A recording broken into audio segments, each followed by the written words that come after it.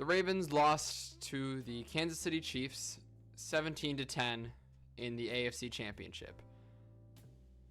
And this one is one that really stings because this was supposed to be the year. This was their year. This was the Ravens' season. Everything was in line for them to make that Super Bowl run, for them to have a shot at a ring, and fulfill Lamar's promise that he said in the draft that he was going to bring this city a ring. And all of that fell short in this game.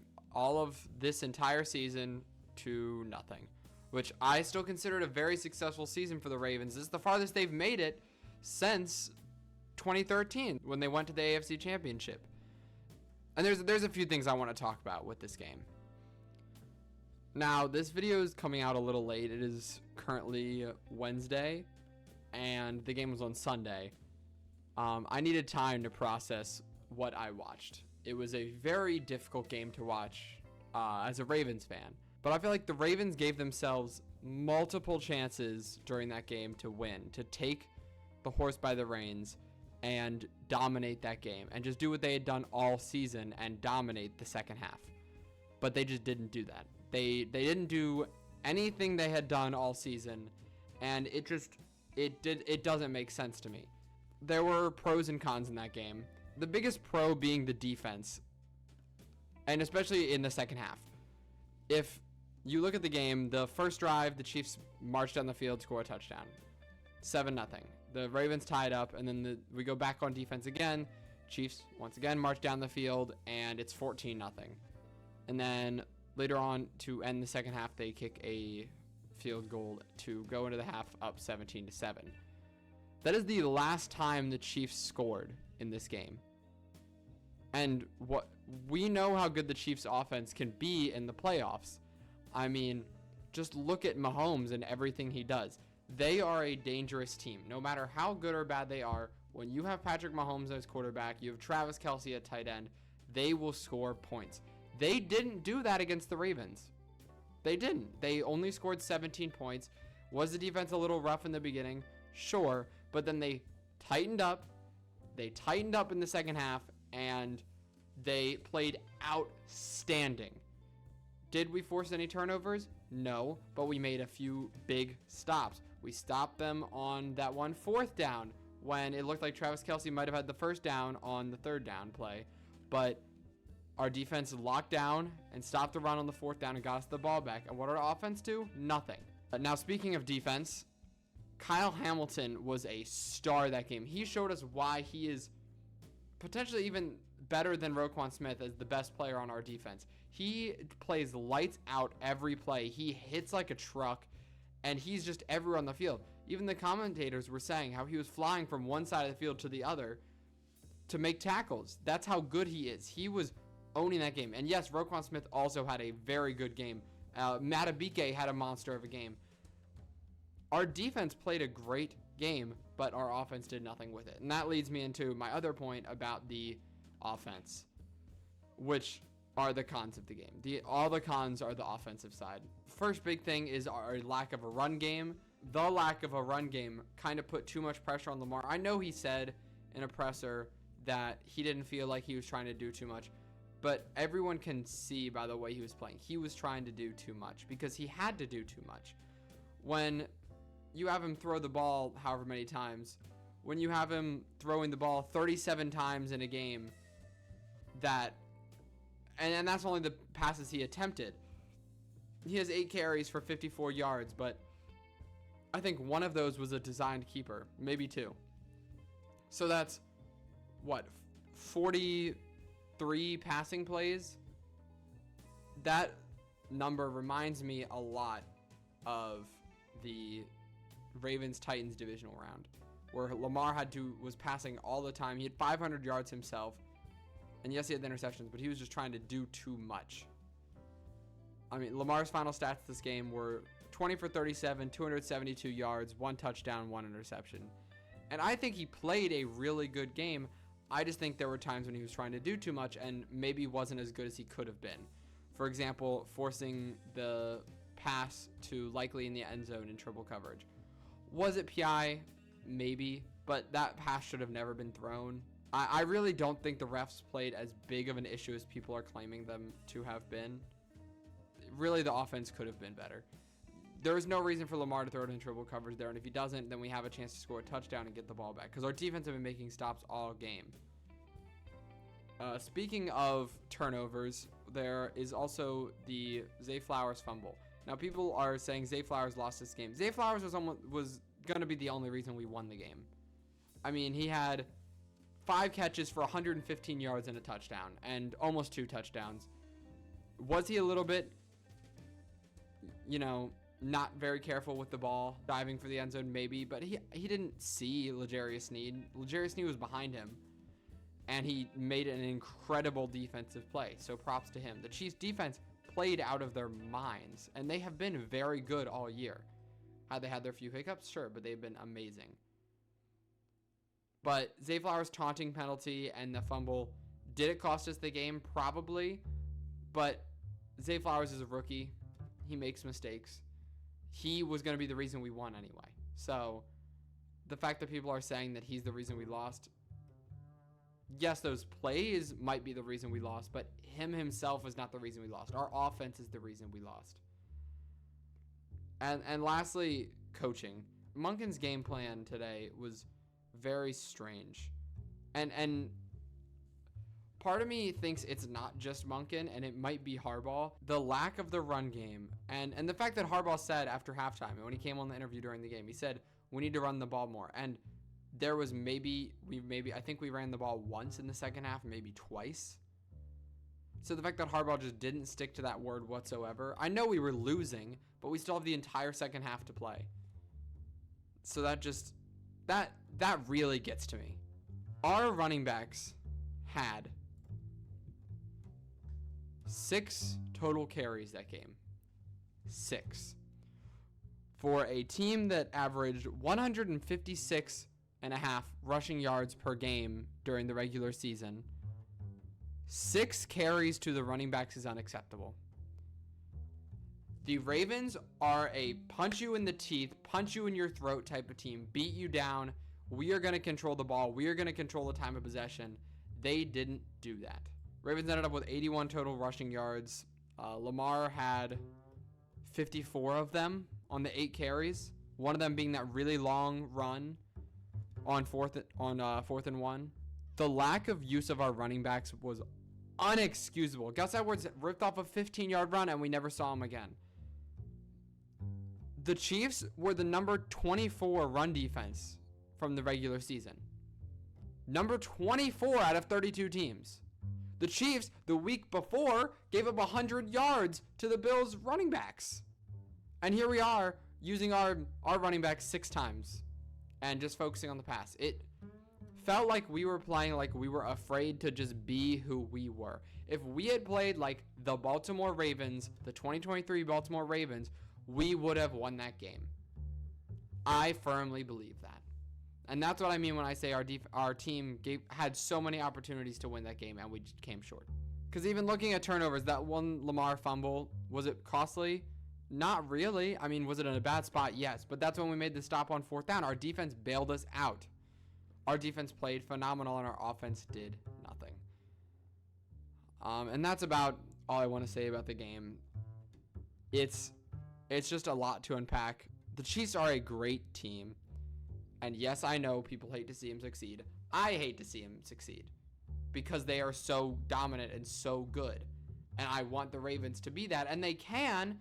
They just don't play who they are. It seems like when they get to the playoffs, they kind of forget who they are, which is not what you want to do as a playoff team. Now, moving on from the game, this offseason is going to be rough. Everyone knows that. Every Ravens fan that has paid attention this season knows it's going to be rough. There is no world where the Ravens keep their 3 biggest free agents: Patrick Queen, Justin Madubuike, and Geno Stone. If you want to throw in there, there's Odell, Jadeveon Clowney, Kyle Van Noy, all of them. But the big 3, especially on defense, because of how well our defense played, PQ, Madubuike, and Stone are not all of them are going to be able to come back, and that is the reality of the situation. We are not going to be able to bring all 3 of those players back. And it seems like Patrick Queen is on his way out. It seems that is what people are saying, that the Ravens are not going to be able to afford him, and he will be on his way out and play somewhere else. And so that means it's time for Trenton Simpson to step up. Trenton Simpson, I think he is a great player. He showed it in the Steelers game that we played most of our backups. Yes, was it a struggling Steelers offense? Sure. But he did play great, and he's shown flashes that he can be good. And I think Roquan Smith being there can help make him better. We saw how good Roquan Smith can make other linebackers. We saw what he did with Patrick Queen and why Patrick Queen is where he is now. So I think not re-signing PQ is probably a smart move for the Ravens. Will it hurt? Yes. I love Patrick Queen. I think he's grown phenomenally as a player. But I think it is definitely time to move on from him and not worry about spending that much money on a linebacker when we already have another top 2 linebacker in the league. Now, Justin Madubuike is an interesting one because I'm sure his asking price will be high. I'm almost positive of it. But I think the Ravens need to re-sign him. Pass rushers are one of the most crucial parts of the game in football today with how dominant passing games are.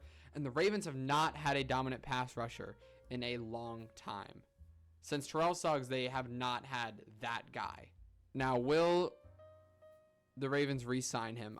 I think they do. I think there's a very, very strong chance that the Ravens use their franchise tag. Will it cost a lot? Yes, but I think they just want to see if he can do it again. And I don't think they want that long-term commitment with that much money. Although we know the Ravens, we know they like to spend on defense. So I wouldn't be surprised if they re-sign him. And I would gladly be happy. I don't want them to overpay, but I think Madubuike is such a crucial part, and we need a dominant front four. And yes, Owe grew, all of our other players grew, but Madubuike led the NFL in sacks from the interior defensive line. He is the guy. Now, Geno Stone, I really don't want to see him go because I think he's great depth, and I think he's a phenomenal player and a great ball hawk. But I think it's probably time to let him go. It really depends on what he asks for. He's shown he can be a starter when Marcus Williams was out for most of the season. But I don't think he's worth as much as he's going to ask for. And I don't know if other teams are gonna, or if the Ravens might just pick him back up in free agency if no one else wants him for the asking price, and he might just ask lower to come back with the Ravens. I don't know. I would love to have him on the team, but we already have 2 superstar safeties. We have the best safety in the league, in my opinion, Kyle Hamilton. And another solid starter, Marcus Williams. Yes, was he not playing as good? Yes, that's because he was playing hurt. We all know he's playing hurt. Maybe he's injury prone. I don't know. But he is a great player, and there's no reason to pay Geno Stone a ton of money if we don't have to. We're already paying Marcus Williams to be our starting safety for another 3 or 4 years. Now, the last thing I want to talk about is Mike McDonald. And this hurts almost as much as the loss. It kind of feels like we lost again. I love Mike McDonald. I think he was phenomenal. I had my doubts last year, but I think he grew so much over the past 2 years and became really, in my opinion, the best defensive coordinator in the NFL. He is going to become the next head coach of the Seattle Seahawks. They went from the oldest head coach to the youngest head coach in the NFL. And I am going to miss him. The Ravens are going to miss him. Do I think the defense will still be good? Yes. The Ravens have always had a good defense, and I think they will continue to be strong. They have great players. They all have great potential. And I think we just need to bring in another really good defensive coordinator. Maybe make one of our defensive line coaches the defensive coordinator or something like that. I think they really could. He is irreplaceable. This defense this year was special. This was one of the best defenses the NFL has seen in a long time. It is the first defense to lead the league in sacks, turnovers, and points per game since the merger. He did something incredible, and he deserves all the money he's getting. I believe they signed him to a 6-year contract. I'm not really sure about that, but I want him to get his money. He deserves to get paid, and he is getting paid, and he deserves the world. And I think the Seahawks got a great coach, and I hope he brings them a lot of success, mainly because they're in the NFC, so they won't really affect the Ravens that much. His loss really will hurt. I don't know if the Ravens have any immediate plans. Personally, would I have liked to see Mike Macdonald become the Ravens head coach? Yes. I think it would have helped. Bring in a younger head coach. Harbaugh's been doing a great job for as many years as he's been here. But I think it's getting to that point where he needs to go. Maybe. I'm not saying he should be fired.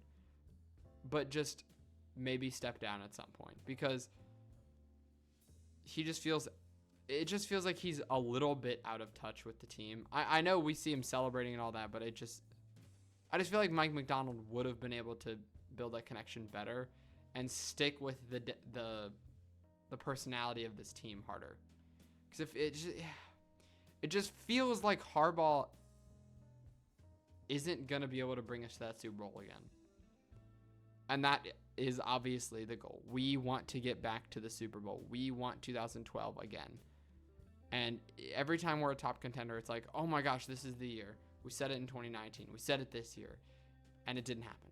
We fell short in the playoffs because we didn't play who we were. We did not play Ravens football. Now, do I think that this was the Ravens' last chance to win a Super Bowl with Lamar Jackson? No.